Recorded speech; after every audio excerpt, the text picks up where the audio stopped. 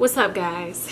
Welcome back to my channel. Oh my gosh, I have been trying my hardest to record this video for the longest time. It's always something, like literally having a newborn. I'm not gonna say it's hard, but it's just you can't get to do things as quick as you want to, like you used to.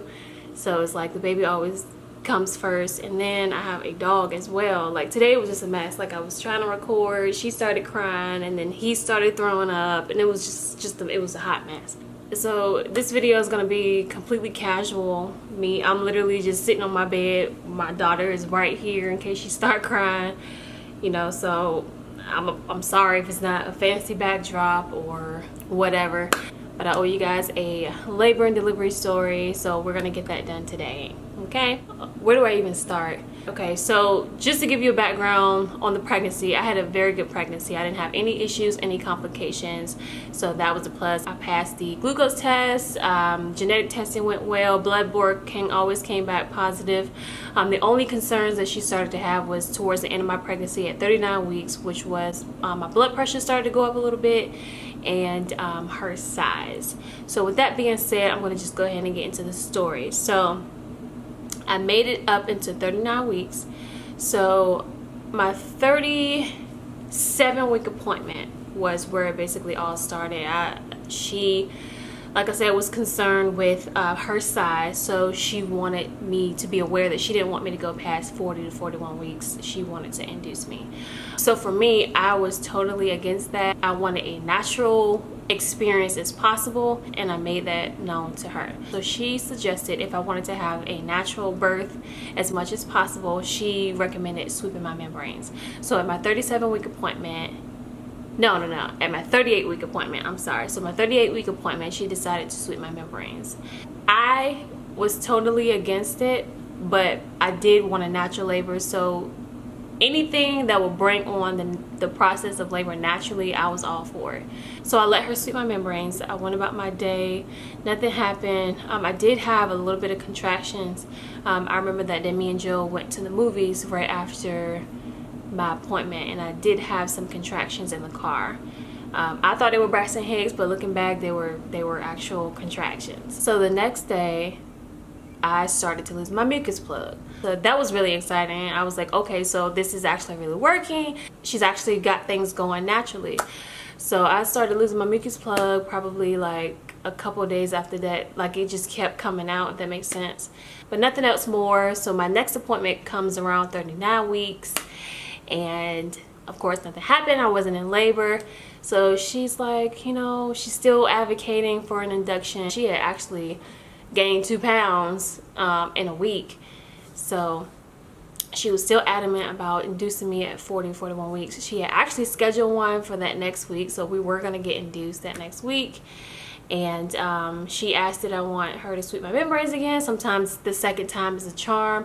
So I was like, yeah, why not? And y'all, this time when she swept my membranes, it was so uncomfortable. Like it was pressure times, like I don't even know, and it was just this odd, weird feeling. So she did that, and I didn't bleed or anything. She did let me know how many centimeters I was. I was 2 centimeters dilated, and I had started to efface a little bit. So that was good. But I had been 2 centimeters the week prior, so I really wasn't making a lot of progress, or it wasn't a big difference. But I was definitely 2 centimeters, and she told me I was a lot more effaced than I was the week before. So we leave the appointment. I think we went to the store, got some groceries. You know, I did a little bit of walking. We ended up going home. I had to finish work that day. I worked till 5:30. I just remember feeling really, really, really tired that day, and just ready to go to bed, y'all. Like really super, super tired and exhausted. So we ended up having dinner, and I just knew, I'm like, I'm eating dinner and I'm going to bed. So we ate dinner, and then we got ready for bed, and we went to bed. We both were tired, and that was around probably like 8:30. Okay, this is still the same day of my 39-week appointment. So that night we're sleeping, and literally, you guys, I felt a Braxton Hicks contraction. It was like, you know, your typical Braxton Hicks, and then it was like this pressure down there, like in my vaginal in my pelvis or my vaginal area, I don't know, but it was like a lot of pressure down there. So as the contraction is easing off, you know, and mind y'all, I'm asleep, this contraction kind of like, it wakes me up out of my sleep, but it's not like, oh my god, whoa, this contraction is super painful. It's just like, oh, I'm having a contraction, let me kind of breathe this off and I'll go back to sleep. So like I said, as the contraction was dying off, y'all, literally I hear a pop. And in my mind, like, you know when labor is coming, you know, especially when you're around like 36 plus weeks, you know labor is coming. You don't know if it's gonna be 36 weeks, 37 weeks, 38 weeks. So you're kind of like in denial. You're like, it's gonna happen, but it's just not gonna happen right now. So I just remember thinking, this cannot be happening right now. Like, I'm too tired. I'm way too tired. I'm not gonna have the strength to go on labor right now. So yeah, I was just literally thinking like, oh my god, is this my water? Did my water just break? My water did not just break. Was that my water? Like, seriously, is this my water breaking? So I took my hand and I put it down there to see if like anything was happening, but I didn't feel anything. So I was like, okay, maybe it wasn't my water. Literally a couple seconds later, I felt water just oozing out of me. And I'm just like, oh my god, my water did break. Oh my god. Like, it's just like, you can't really wrap your mind around, like, this is really happening right now. Like, I'm about to have my baby. Like, a baby is about to come out of me, you know? So Joe was already asleep. Like I said, we went to bed and he was already asleep. And I tapped Joe. I said, Joe, I'm not trying to scare you, but my water just broke. And like, he jumps up and he's like, oh my god, what do you need? You know, and I was just like, can you bring me a towel? Because I knew it was about to get messy. Like, because the water was just oozing out of me, y'all. Like, you really don't have any control over it. It's just coming out. And I didn't know if it was blood or what. It's not blood. Well, for me, it wasn't blood. It was just clear liquid. Sorry about that. It's just clear liquid with a little bit of like discharge. Sorry if that's TMI for anybody, but if you're curious about how it's going to be as far as like having a baby and having your water break, that's possibly what yours may look like, or having it. So yeah, I got the towel and I wrapped it around me like a diaper and I set up in the bed, and I just remember like, oh my god, just having no control and like all of this liquid just flowing out of me. And I'm like, oh my god, when is this gonna stop? You know, so I'm not sure if I was peeing on myself or what, but all of that liquid just kept coming and coming. I'm like, babe, oh my gosh, oh my gosh. And he's like running through the house trying to get his bag packed, because his bag wasn't packed. My bag was packed, and I had been telling him for days and for weeks to go ahead and pack his bag. You know what I'm saying? You know how men are. Sorry, y'all. So yeah, he's running around the house getting his bag packed and everything, just throwing things, I mean, in the bag. Then no particular order, just throwing stuff in the bag.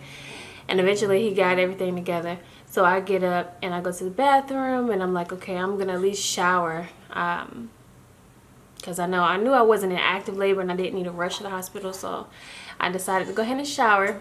Oh, sorry y'all, hold on. Sorry, I'm feeding her. So if y'all hear some noises, it's her. And if you hear my dog bark, y'all bear with me. I'm trying. I'm a mother of two, literally.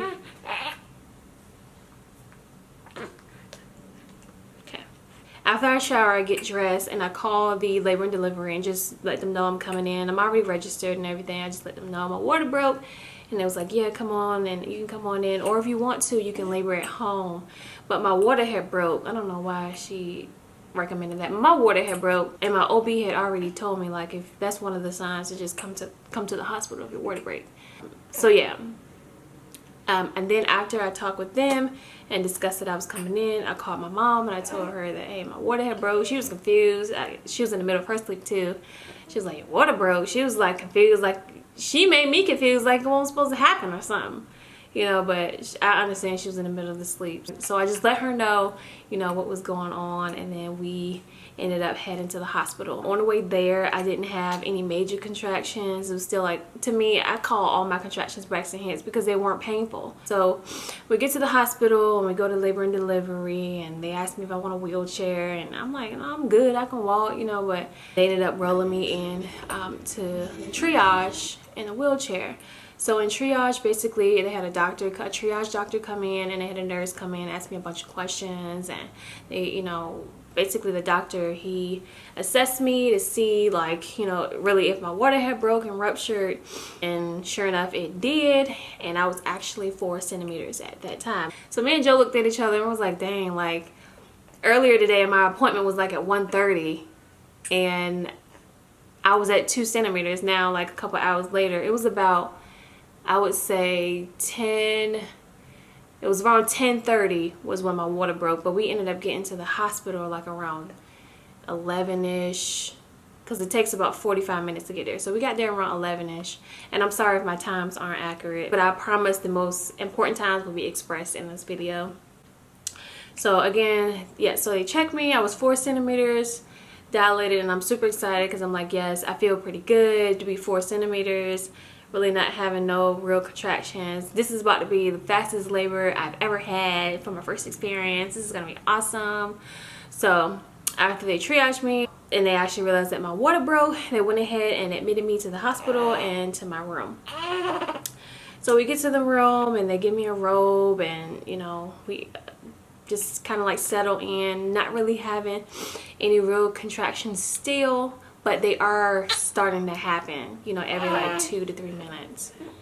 Sorry, y'all. So they were smooth. I was able to just like kind of like bend over and breathe through them, use the yoga ball, sit on that and breathe through them. At that point, I wasn't needing Joe or, you know, requiring his assistance to get through my contractions. Was watching TV. At that point I was tired, so we ended up turning the lights off, getting comfortable, and like kind of like going to sleep. Like Joe was able to go and take a little nap, and then I was laying down watching TV, having contractions again, breathing through them, and you know, nothing too bad. But eventually the nurse comes in. So she came in to check her heart rate, and when she realized that it kept like, it wasn't very, it kept fluctuating, or the pattern or something on the screen wasn't what they wanted to see, was like a little bit of concerns, they decided to put the monitors back on me and have me sit in the bed and monitor her heart for a little bit. Eventually everything died down and everything was back to normal. Her heart wasn't a concern. The contractions started to pick up, and I started to need Joe a little bit more. Contractions, I had the weirdest contractions, y'all, and let me know if you've had this experience, because I don't even know if this was normal. I would have 3 long contractions back to back, you know what I mean?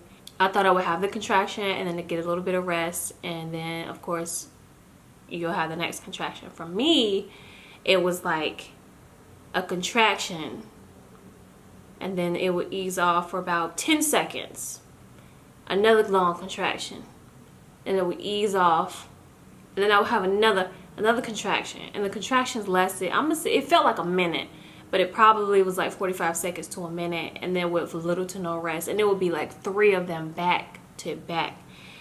And so at that point I thought that I was in active labor, you know, because like once they're like so close together, you're in active labor, everybody knows that. So they come in and they check me, and I'm at 6 centimeters. So I'm like, oh yeah, okay. And the contractions, they weren't like bad. They were just getting more intense than what the other contractions were, because they weren't nothing. They were like a breeze. They were like Braxton Hicks contractions. And then you have so much rest in between, you know. So at that point I was like, the next 2 hours I'm about to be at an 8, and then the next 2 hours I'll be at a 10. This is about to be, I'm 4 more hours, I'm about to push this baby out.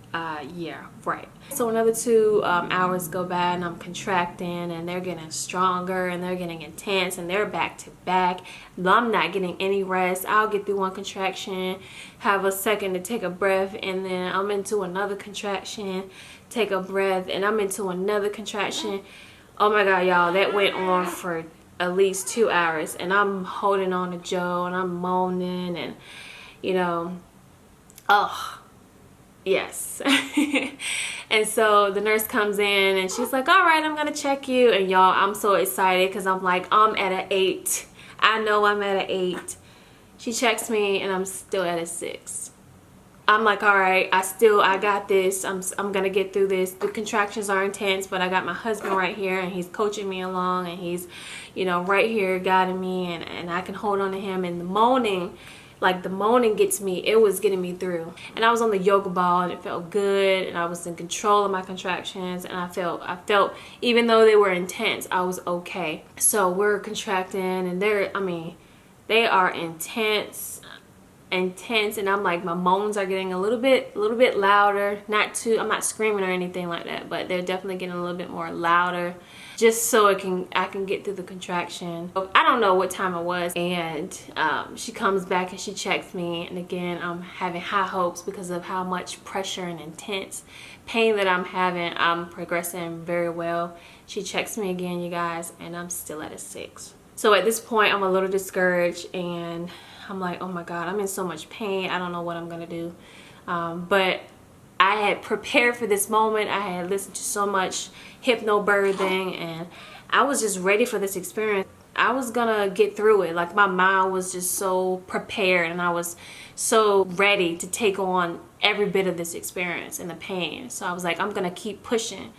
So I was like, okay. So she decided to like suggest that we change different positions. She put me on my side. She tried me on all fours. She wanted me to squat on the bed. Y'all, when she tried to put me on all fours, I wasn't having it. I was not having it. Like, I just was in so much pain, and all fours, it did not feel good for me, like, at all. It was very painful. And then she's still suggesting certain positions, and I just remember having contractions when she was talking to me. And I didn't mean to be rude, but like, don't talk to nobody when they're in the middle of a contraction. You know what I'm saying? A painful contraction. And she's just talking, and I just remember like, just started moaning over her, like, why are you talking to me while I'm trying to have a contraction? And I was just so frustrated because she was only doing her job. She was trying to help me, but I was just frustrated and I was in pain. And then like what she was suggesting wasn't really working. It wasn't really helping me progress, but I know she was just doing her job. Anyways, so we're trying different positions. Joe's talking to me. He's like, Tarika, you gotta at least try what she's saying. Try the all fours. And I did that. And I only did it because he suggested that I do it, and that didn't really work either. So after that, I got back in bed because at that point I was just so uncomfortable. And I just wanted some rest. You know, I had been squatting and sitting on the yoga ball and all of that, and it just was wearing me out, and I was in so much pain, and I had already been in labor for so long. I think the sun was starting to come up at that point. So it was probably the next day, or probably was like early in the morning, maybe like, I don't know. I just remember the sun starting to come up. Maybe it was like a nice little sunset, and she went to check me again, y'all, and I was still at a 6. So at this point, I'm exhausted, I'm tired, Joe's tired. You can just see it all in his face, and I know he can see the pain and agony in my face, and I'm just like, what is going on? Why am I not progressing anymore? Like, all this pain and nothing's happening. So she's throwing out options as far as like, hey, I can give you something if you want. I think it was like morphine or something she offered. And like, little did she know, she talking about morphine, but in my mind, I'm like, bro, I need the epidural. I really need the epidural. And I wasn't feeling reluctant about it, and I wasn't feeling bad about getting it. It's just, when you're in that much pain for so long, you're not progressing, you don't really care. If my labor had progressed, and like every time she checked me, I was progressing, I was getting closer to pushing, I would have been perfectly fine. But to be that exhausted and you're still at a 6, you know, it was just exhausting. So I ended up deciding to get the epidural, and that was quite a process. It didn't hurt. The only issue is when you're having contractions and you have to sit still for that. That's the only thing that is painful about the epidural. Literally, they numb your back, and then you don't feel nothing else after that. And compared to your contractions, that little pinch is nothing, okay? So I got the epidural, and then I was able to get a little bit of rest, but not so much because I got the shakes. And you guys, honestly, labor didn't speed up from there. I was still at a 6 for a while, and then eventually I got to a 7, maybe like a couple hours later. Y'all, it just went on, and so I'm at a 7. I stayed at a 7 for a while as well. And while I was at a 7, and I commend my nurse, she would come in and she would monitor the baby's heart. And because her heart rate kept fluctuating, she would try to get me on my side, and then she would put like the peanut ball in between my legs. She did everything in her power to try to help me progress and get me comfortable and make sure the baby's heart rate was good. But y'all, that was probably the longest stretch of my labor. Eventually we got to the point where I was finally a 9, but it was a little bit of cervix that wouldn't dilate, so that's what took the longest. So yeah, I'm still contracting, and eventually, y'all, like, I'm starting to feel pressure, and I'm like, wait a minute, am I supposed to be feeling this? Because I got the epidural, but I could feel like everything. I could still feel that pressure down there. I could, like, my mind takes me right back to, I can still feel what it felt like.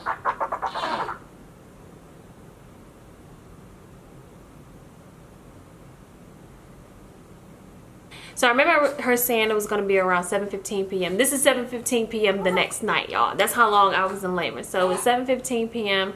the next night. She checked me, and I was finally dilated. Oh my gosh. And then she said it was a little bit of cervix left, but it wasn't like so much that I couldn't push. So she told me I could start doing some practice pushes because I started.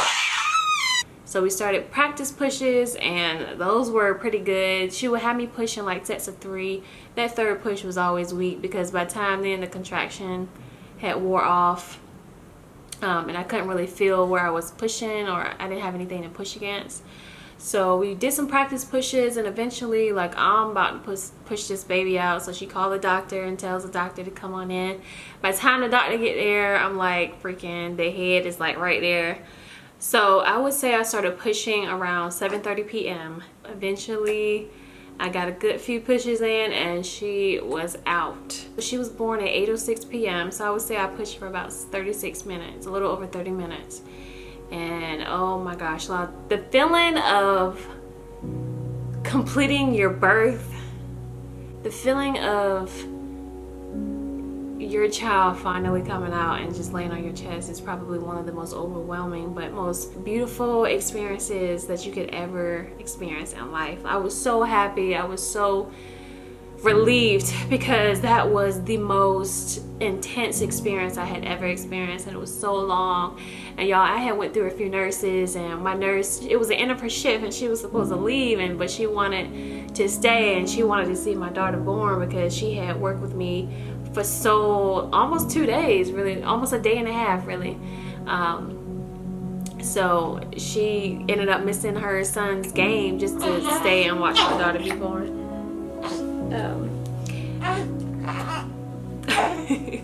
Sorry, y'all, I'm still feeding her. So yeah, y'all, like, they literally put her on my chest, and, you know, Joe cut the cord, and we got pictures. Luckily the nurse, she was able to get pictures of us, and I'll try to put some throughout the video if I can. That way you guys can kind of get a visual of what's going on or what happened. But yeah, you guys, that's pretty much it. That was my labor and delivery story. It didn't go the way I wanted it. I wanted it to be a quick, you know, process. I knew it would be lengthy because it was my first baby, but I didn't expect it to go as long as it did. I didn't expect to get the epidural, but looking back on it, I don't regret it at all because I ended up staying in labor for hours, and, you know, for hours later, you know, and there's no way I would have been able to be in that much pain for that much longer and then try to push, because you need a lot of energy to push, you guys. Like, you do. I was exhausted and out of it, and the only way I can kind of remember this experience is because of the photos that, you know, my husband took or the nurse took. So yeah, guys, hopefully I didn't miss anything and I was able to get everything out. Like, honestly, I was so out of it the whole experience, but I tried to remember as much as I can. I hope I didn't bore you guys. If you're about to have your baby soon, it's gonna be okay. I don't want my experience to traumatize you or make you a little bit nervous, but you're gonna be fine. Everybody's experience is completely different. My story was just, you know, my story. You know, you may have a quick labor. Your labor may be an hour or 2 or 12 hours, or it might be 24 hours. You know, you never know. So yeah, guys, I'm gonna go because she's getting kind of antsy and she needs a diaper change. And yeah, I love you guys, and I'll see y'all in my next video. Bye.